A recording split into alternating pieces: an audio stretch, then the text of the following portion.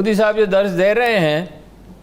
इसके नताइज इंडिया भुगत लेगा। 14 अगस्त के ऊपर पड़ोसी मुल्क, एक तो अफगानिस्तान पड़ोसी है, दूसरा भारत भी पड़ोसी है, वहाँ से जिस किस्म की स्टेटमेंट आ रही है नदरीन बूंदी, मेरा ख्याल है कि ये बहुत अच्छा हुआ उन्होंने कहा, नरेंद्र मोदी ने कहा कि जो मैं एहतियात के तौर पर मैंने लिख लिया ताकि ये मुझे याद है वैसे जो कुछ उन्होंने कहा गलती का एहतमाल ना रहे कि ये 14 अगस्त को जी जो तकसीम है ये खौफनाक वाक़यात का यादगार दिन है और इसमें करोड़ों लोग, करोड़ों ने हिजरत की। वैसे ये मुबालगा में करोड़ों ने नहीं की थी, लाखों ने की थी, तो 20-25 लाख ने, 30 लाख ने हिजरत की थी और करोड़ों उन्होंने कहा बेघर हुए और नफ़रत और तशद्दुद के बायस जो है वो करोड़ों मौत के घाट उतर गए, करोड़ों नहीं लाखों के हिसाब से या हज़ारों के हिसाब से। और ये अपने लोगों की जद्दोजहद और कुर्बानियों की याद में 14 अगस्त वो कह रहे हैं 15 अगस्त भारत का यौम आज़ादी, 15 अगस्त को कोई वाक़या नहीं हुआ था, जो कुछ हुआ वो 14 अगस्त को हुआ और जो कुछ हुआ उसके ज़िम्मेदार दरअसल वो पाकिस्तान को करार दे रहे हैं। ये दिन समाजी तकसीम और नाइंसाफ़ी को दूर करने के लिए इत्तफ़ाक़, सियासी हमबारी और इंसानों को मजबूत बनाने की ज़रूरत का दिन है। आज की दुनिया में ये जवाब है वज़ारत ख़ारिजा का, यानी उसका उर्दू में तर्जुमा मैंने किया है। आज की दुनिया में कोई जदीद रियासत इतने तज़ादात नहीं रखती जितने भारत में हैं, जो दुनिया की बज़ाहिर सबसे बड़ी जमहूरियत है। ये शर्मनाक है कि हिंदुत्व नज़रिए पर अमल करने वाले नफ़रत और तशद्दुद के पैरोकार 1947 में आज़ादी के वक्त होने वाले अलमनाक वाक़यात का ज़िक्र इस मुनाफ़िकाना और एकतरफ़ा तौर पर करें। अगर RSS और BJP का वतीरा ये है कि वो तारीख़ को मस्ख़ करते हैं,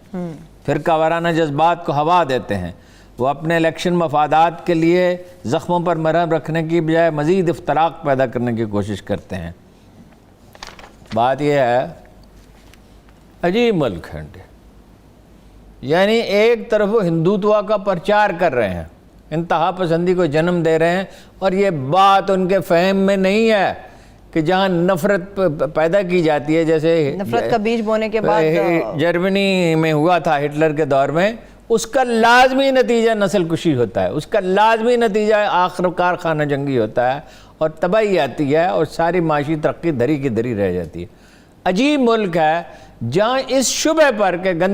गाय का गोश्त इस घर में पाया जाता है, इसमें लोगों को पत्थर मार मार के, लाठियाँ मार मार के हलाक कर दिया जाता है। खा वो कस्में खा रहा और वो कह रहा हो कि ये देख लें, आप चेक कर लें, ये गाय का गोश्त है ही नहीं, ये तो मुर्गी का है, ये तो बकरे का है, इसके बावजूद ये किया जाता है। और भारत गाय का गोश्त बरामद करने वाला सबसे बड़ा मुल्क, और जो नफ़रत उन्होंने फैलाई, फिर वो यानी जो अंग्रेज़ी में कहा जाता है ना कि शैतान बाइबल पढ़ रहा है,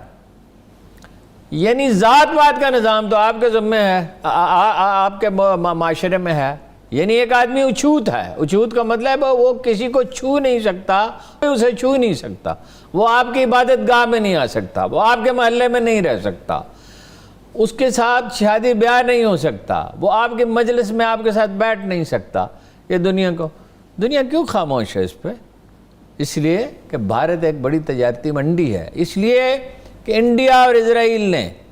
beyond doubt billions of dollar खर्च करके, इसमें मगरबी ममालिक भी बादशाह के इंतहा पसंद अनासर भी शामिल हैं, इस्लामोफोबिया पैदा किया है, मुसलमानों को पेश किया है इंतहा पसंदी, उसमें मुसलमानों की गलतियाँ शामिल हैं, ये नहीं मैं कह रहा, हमारी भी गलतियाँ शामिल हैं, लेकिन क्या हम वो माशरा नहीं हैं जिसमें ईसाई और यहूदी जो हैं वो अमन के साथ रहते थे? सबसे ज़्यादा इस्तांबुल में रहते थे यहूदी। और अंग्रेज़ी के पहले नावल की हीरोइन ये कहती है कि हमें मराकश या अलजायर चले जाना चाहिए, यहाँ इंग्लैंड में तो जो कुछ हम कमाते हैं वो लोग छीन लेते हैं। कत्लो गारत तो यहूदियों का मगरब में हुआ है, मुसलमानों के साथ अगर उनका नुकसान हुआ वो भी इब्तदाई दौर में, तो वो जंगों में हुआ। जंगों में तो इंसान मरते हैं, जंगों में दोनों तरफ के लोग मरते हैं, किसी एक तरफ के नहीं, दोनों तरफ। ठीक है, वो दोनों तरफ जब हमारे अंदर भी इंटॉलरेंस पैदा हुई है और हमें अपनी भी फिक्र करनी चाहिए, हमारे अंदर इंटॉलरेंस कम होनी चाहिए, टॉलरेंस बढ़नी चाहिए हमारे अंदर, और यही है इस्लाम, खैर खाई है और ये नफ़रत नहीं सिखाता। दुनिया का सबसे ज़्यादा रवादार मज़हब यही है,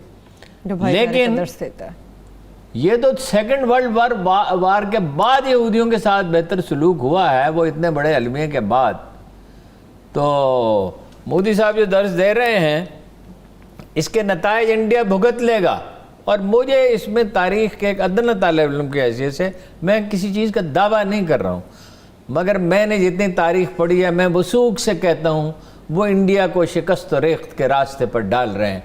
عجیب بات نہیں ہے کہ بنگلہ دیش ان کے نزدیک اس کی آزادی مسلمہ ہے، جو پاکستان کا حصہ تھا، پاکستان کا حصہ تھا، اور پاکستان کی آزادی جس کے لیے 76.5% ووٹ دیے گئے، وہ ان کے جو لوگوں نے اپنی رائے سے بنایا ہے، اور جو کچھ وہ کشمیر میں کر رہے ہیں، کبھی دنیا کی تاریخ میں ایسا بھی ہوا تھا، آج تک نہیں ہوا کہ 50 لاکھ آدمیوں پہ 10 لاکھ فوج مقرر کی گئی، ہر خاندان پہ ایک فوجی مقرر۔